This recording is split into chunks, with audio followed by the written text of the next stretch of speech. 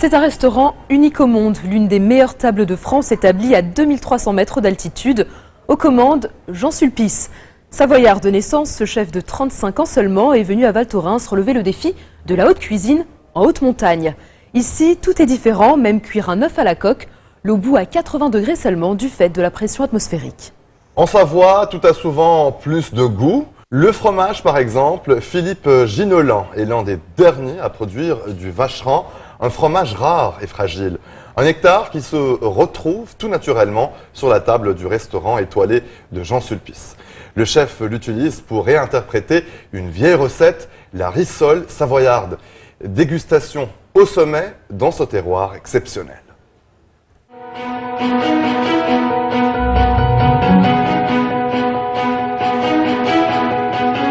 En Europe, il n'y a pas plus haut, les Alpes françaises.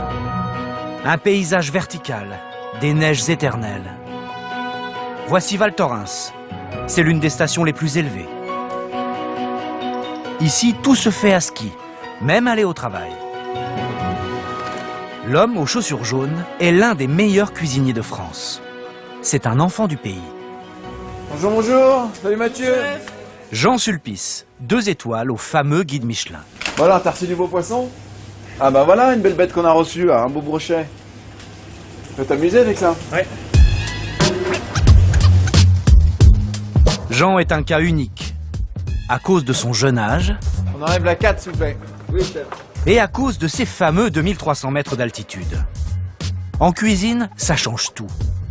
D'ailleurs, les débuts ont été difficiles. Pour les petits déjeuners, j'avais envoyé des œufs à la coque et les œufs étaient revenus plusieurs fois parce qu'ils n'étaient pas assez cuits. Et je comprenais pas parce que j'avais mis le timer, je les avais cuits de la même manière que je les cuisais d'habitude. Et je me suis aperçu après que la bonne raison, c'est que ici, les cuissons sont beaucoup plus longues parce que l'eau ne bout pas à 100 degrés. Mais bout aux alentours de 90 degrés.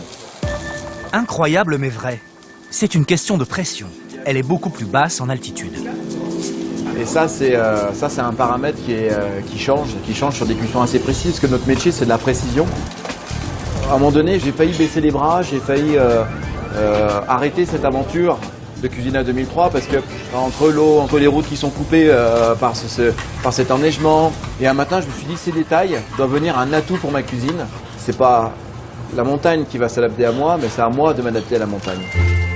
En montagne, il y a donc moins d'air, mais il est aussi plus sec. Jean a inventé du coup ces boules de neige, des meringues creuses, un petit miracle.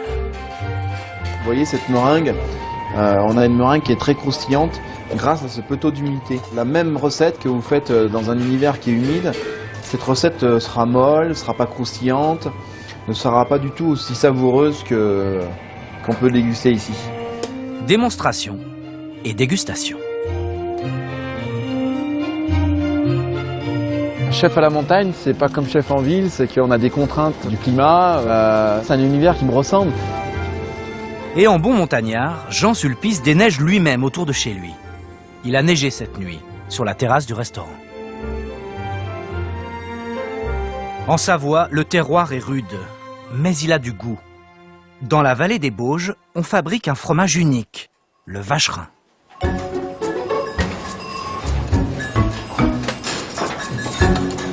Tiens les filles. Philippe Ginolin a 70 vaches, des tarentaises et des abondances. Qu'est-ce qu'il y a? J'arrive.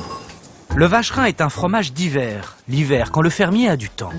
Mais son goût vient des prairies d'été. Eh ben on donne du foin de montagne.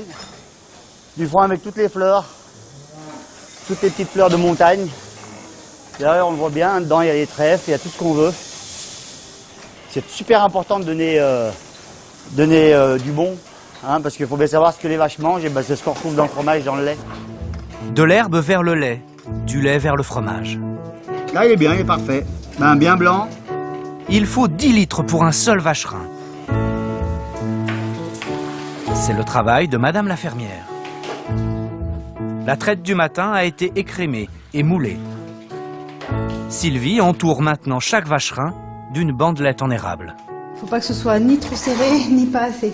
Vu que c'est un fromage qui est très crémeux, il faut que ça le contienne le mieux possible. C'est un produit qui se fait rare, c'est un produit qui demande beaucoup de manipulation et beaucoup de soins surtout. C'est un produit fragile. C'est parti pour l'affinage. 5 semaines en cave.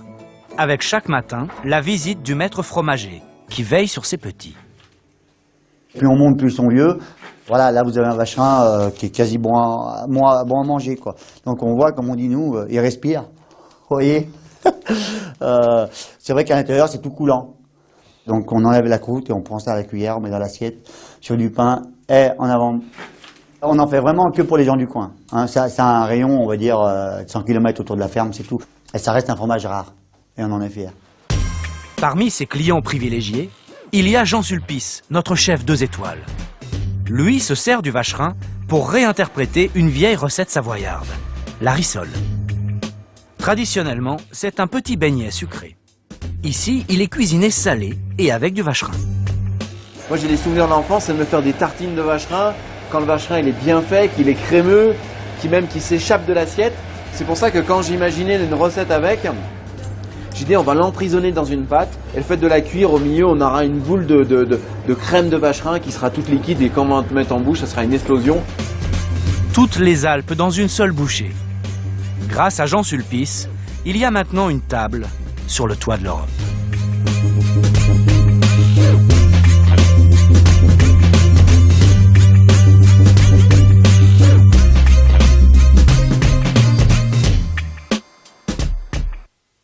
Vous regardez Code 24, on se retrouve dans quelques minutes. À tout de suite.